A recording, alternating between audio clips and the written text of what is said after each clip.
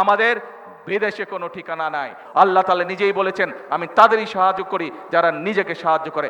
আসুন, সেই জন্য আমরা বলি, আমরা কোনো টিকিট বিক্রি করতে চাই না, বরং আমরা বাস্তব কাজ করতে চাই।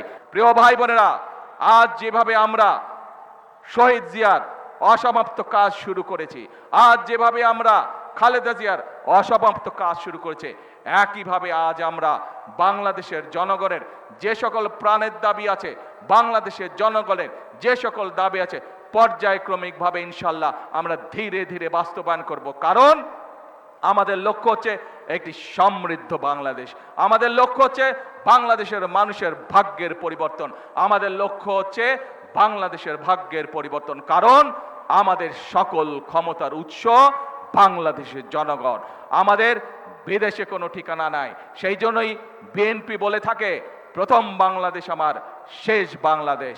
এবং আল্লাহ রাব্বুল আলামিন স্বয়ং বলে দিয়েছে, আল্লাহ রাব্বুল আলামিন সেই জাতিকেই সাহায্য করে যে জাতি নিজে চেষ্টা করে।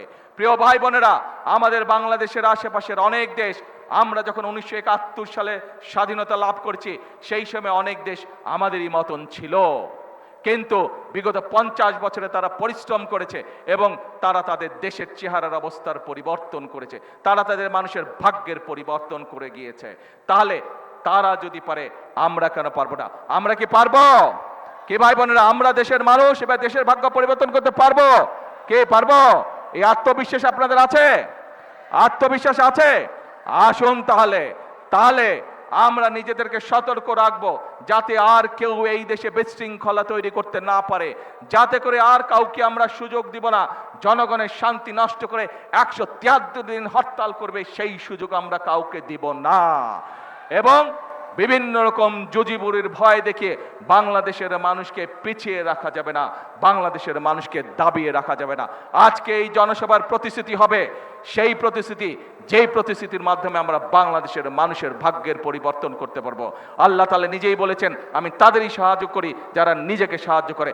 আসুন, সেই জন্য আমরা বলি, আমরা কোনো টিকিট বিক্রি করতে চাই না, বরং আমরা বাস্তব কাজ করতে চাই। সেই জন্যই আমরা বলি, করব কাজ, গর্ব দেশ।